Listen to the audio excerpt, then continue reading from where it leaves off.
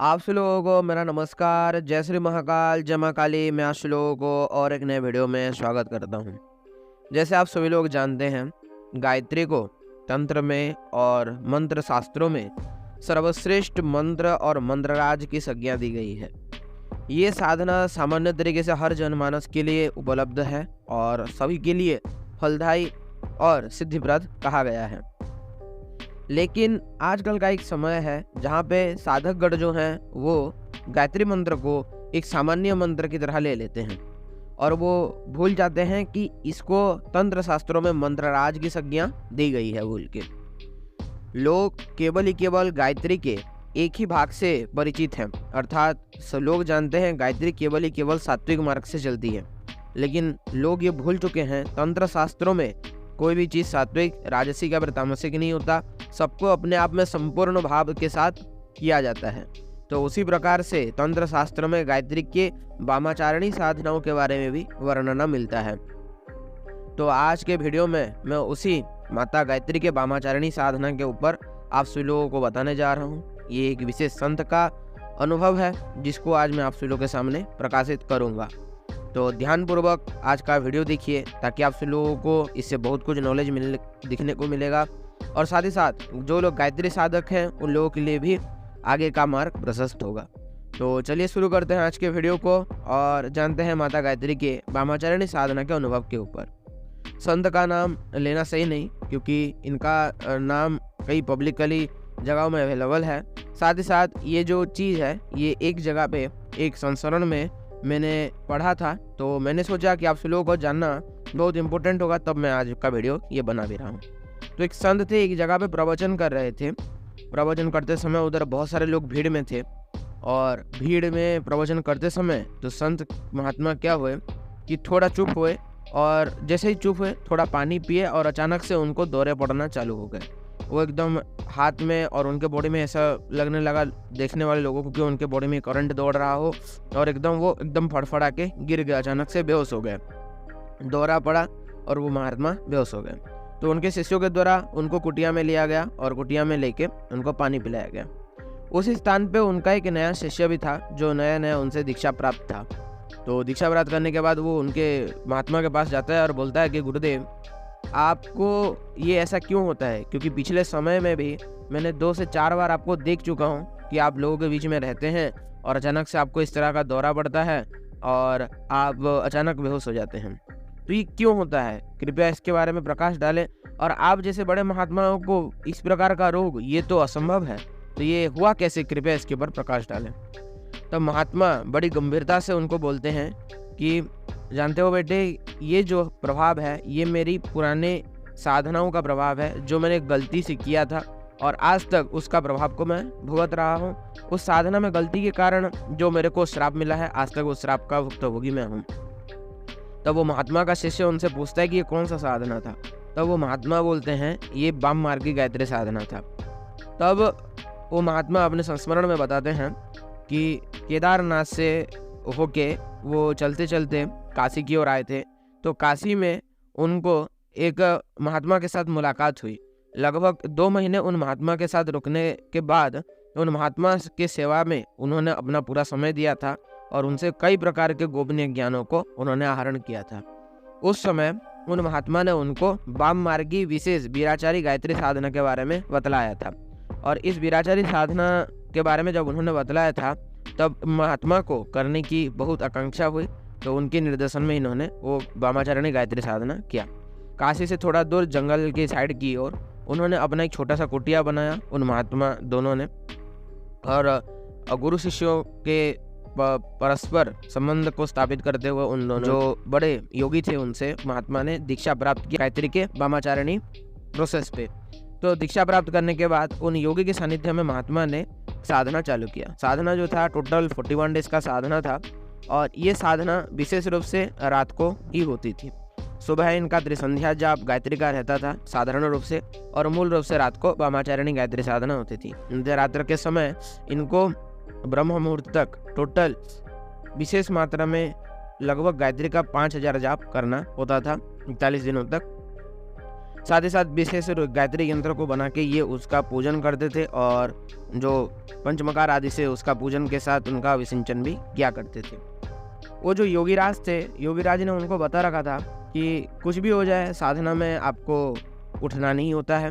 Okay, कोई विशेष परिस्थिति आ जाए तो आपको उठना नहीं होता। अगर आप उठते भी हैं तो अपने विकारों को कंट्रोल करते हुए, परिस्थिति को संभालते हुए पुनः आपको साधना में बैठना पड़ेगा। 41 दिन का साधना था। जब भी साधना चालू होता तो वो जो योगीराज थे वो उनकी कुटिया से दूर चले जाते ताकि ये आराम से वो अपनी कुटिया में साधना कर पाए। कुटिया ज़्यादा बड़ी थी नहीं, छोटी ही कुटिया थी, तो वो उधर ही खाते सोते और उधर ही साधना करते। साधना के दरमियान इनको विशेष कुछ अनुभव हुए नहीं। बस साधना के 40वें दिन का एक अनुभव रहा इनका कि 40वें दिन ये साधना कर रहे थे, माँ का जैसे पूजन पाठ करके रात्रि को ये जाप कर रहे थे और तत्क्षणात उन्होंने एक शब्द सुनी घुंघरुओं की। तो ये थोड़े अचंभित हुए और बोले कि इतनी गहन रात्रि में इस भयावह जंगल में कौन ऐसी स्त्री होगी जो आएगी। तो उसके ऊपर वो ध्यान ना देते हुए वो फिर अपना जाप कंटिन्यू करने लगे। जाप कंटिन्यू करते करते उनके दरवाजे पे दस्तक हुई। तो दरवाजे पे जैसे दस्तक हुई कुटिया के, तो इन्होंने सोचा कि कोई जानवर होगा जो दरवाज़ा पीट रहा होगा, तो उसके ऊपर ध्यान ना देके मैं अपने जाप पे कंटिन्यू करता हूँ। थोड़ी देर के बाद दोबारा दस्तक हुई और बाहर से किसी स्त्री का आवाज़ आया कि हे महात्मा, कृपया मेरी मदद करें और मैं आज इस जंगल में रुक गई हूँ क्योंकि मेरे को रास्ता ना मिलने के कारण मैं जंगल में भटक गई हूँ। तो महात्मा जी कृपया मेरे ऊपर कृपा करके मेरे को रास्ता दिखाएं। तो इस शब्द को सुनने के बाद महात्मा जी थोड़े अचंभित हुए और उन्होंने अपना माला रख के दरवाज़ा खोल दिया। दरवाज़ा खोलते ही वो देखते हैं एक लाल कलर की साड़ी में एक सर्वांग सुंदर स्त्री उनके सामने खड़ी है जो सोने के आभूषणों से सुसज्जित है। तो जैसे ही वो सुसज्जित थी तो उन्होंने उन महात्मा को देखते हुए बोला कि महात्मा जी, मैं आपका दंडवत करता हूँ। मैं इस जंगल से जा रही थी अपने गांव की ओर, लेकिन क्या हुआ कि विश्वनाथ दर्शन में हमको थोड़ा लेट हो गया। तो काशी से निकलते हुए हमको लेट होने के कारण मैं जंगल में ही रात्रि को रुक गई और अभी ये अवस्था है कि अभी मैं रास्ता भी भूल चुकी हूँ और सुबह के अपेक्षा में हूँ। जब तक सुबह नहीं होता तब तक कृपया आप मुझे अपनी कुटीर में स्थान दें, यहाँ पे मैं सुरक्षित रहूँगी जंगली जानवरों से। और आप महात्मा हैं, मैं साइड में सो जाऊँगी और आप अपना जाप आदि जो आप करते हैं वो आप कंटिन्यू करें। तो महात्मा जी ने एक हाँ बोला। उन्होंने उनको देखने को मिला कि वो स्त्री के जो मुख में एक दिव्य प्रकार का तेज दैदीप्यमान था। वो समझ नहीं पाए और उन्होंने हाँ बोल के बोला कि आइए माता, आप अंदर बैठ जाइए, सो जाइए और मैं अपना साधना करता हूँ, आप मेरे को डिस्टर्ब ना करिएगा। तो उन्होंने ये बोल के वो स्त्री को अंदर ले लिया और वो स्त्री अपनी जगह पे जाके बैठ गई और सो गई। जैसे ही वो स्त्री सो गई, महात्मा जी अपनी माला लेके साधना चालू कर दी। साधना के बीच पड़ाव में पहुंचने के बाद अचानक से क्या हुआ, महात्मा जी को उनके अंदर वासनात्मक विचार प्रकट होने लगे। जैसे ही महात्मा जी के अंदर वासनात्मक विचार प्रकट होने लगे, उन्होंने उस स्त्री को बारे में सोचा और देखा कि उन्होंने अपने मन में एक विचार बनाया कि चलिए देखते हैं कि ये स्त्री कितनी सुंदर है बोल के। जैसे ही उन्होंने उनके ठीक पीछे वो स्त्री सो रखी थी, जैसे ही अपना मुंडी घुमाया, उनको देखने को मिला कि उधर कोई स्त्री अब नहीं है। और अचानक से जब फिर से उन्होंने आगे की ओर देखा तो एक दैदीप्यमान एक तेजोपुंज उनके सामने प्रकट हुआ और बोला कि रे महात्मा, तूने इस ब्रह्म विद्या का साधना के समय तूने इस प्रकार का एक धारणा और गलत धारणा लेके तूने ये साधना को करने की कोशिश की है फिर से, या फिर इस साधना के दरमियान तूने एक गलत धारणा पैदा की। ब्रह्म साधना होने के बावजूद तूने इसमें एक तुच्छ कर्म करने की या फिर तुच्छ निम्नतम भावना अपने मनोमय भाव में रखा, तो इस चीज के लिए तेरा ये साधना विफल हो रहा है। और इसके दंडात्मक रूप में, क्योंकि तूने वीराचार साधना किया था, वीर मार्गीय साधना किया था, इसमें क्षमा का कोई जगह नहीं। तेरे को दंड देते हुए तेरे शरीर में एक ऐसी व्याधि लगेगी अब, जिस व्याधि को तू अपने मृत्यु तक कभी भी ठीक नहीं कर पाएगा। तो इस तरह से उन दिव्य ऊर्जा पुंज ने उनको अभिशाप दिया और उधर से गायब हो गई और महात्मा का साधना खंडित हो गया। महात्मा जी कहते हैं कि अगर उस रात अगर वो ठहर लेते और अपने मन को काबू करके साधना में लगा देते तो 41वें दिन भगवती की गायत्री के वीराचार मार्ग में साधना सिद्ध होती है और उनको भगवती गायत्री का दर्शन भी होता बोल के। तो इस तरह से जब साधना खंडित हो गई तो वो महाराज को फिर वो बीमारी भी लग गई। महाराज ने फिर अपने जो योगी थे, योगीराज थे, जिनसे वो उन्होंने वाम मार्ग की गायत्री का दीक्षा प्राप्त किया था, तब उनके पास गए और सारे घटनाओं को बतलाया। तब योगीराज ने बोला कि महात्मा, तुमको मैंने बताया था साधना के दरमियान उठना नहीं होता है। दूसरी बात, अगर उठते भी हैं तो संयमता पूर्वक पुनः जप में लगना होता है, लेकिन तुमने संयमता खो दी और वासनात्मक भाव में तुम लिप्त हो गए, जिसकी वजह से उस ब्रह्म ऊर्जा के द्वारा तुमको दंडित किया गया है। अब इस दंड को तुमको आजीवन भोगना ही पड़ेगा। फिर भी तुमने जितनी साधना की है, ब्रह्म साधना होने के कारण ये साधना तुमको आजीवन फलदायी होगी और तुम जिस समय, जिस क्षण, जिस चीज का मनोवांछित कार्यों को सिद्ध करना चाहो, मात्र मात्र स्मरण मात्र से वो कार्य सिद्ध हो जाएंगे। ये इस साधना का प्रभाव है। अवश्य तुम साधना सिद्ध नहीं कर पाए, लेकिन ये साधना का प्रभाव इतना रहेगा कि तुम आजीवन एक देदीप्यमान महात्मा के रूप में रहोगे और संसार को एक उचित मार्गदर्शन दोगे बोल के उन्होंने कहा और फिर महात्मा को विदा कर दिया योगीराज ने। तो इस तरह का था उन महात्मा का वामाचारी गायत्री साधना। कहने का तात्पर्य यह है, देखने का तात्पर्य यह है, या फिर इस कहानी से हमको, या फिर इस अनुभव से हमको ये सीखने को मिलता है कि कोई भी साधना हो, उस साधना के मार्ग के अनुयायी हमको हमेशा साधना करना चाहिए और नियमों को फॉलो करते हुए साधना करना चाहिए। गायत्री साधना में साधकों को ज़्यादातर अनुभव नहीं होते हैं, या फिर गायत्री साधना विशेष रूप से कोई अनुभव नहीं देता है, कारण ये ब्रह्म मार्गीय साधना है। और ब्रह्म मार्गीय साधना में कभी भी बाह्य अनुभव नहीं होते हैं। जो अंतःस्करण के साधक होते हैं वही केवल अपने अंतःस्करण में उतर के उन दिव्य अनुभवों को, ब्रह्म ज्ञान को धारण करते हैं और गायत्री साधना को सिद्ध करते हैं।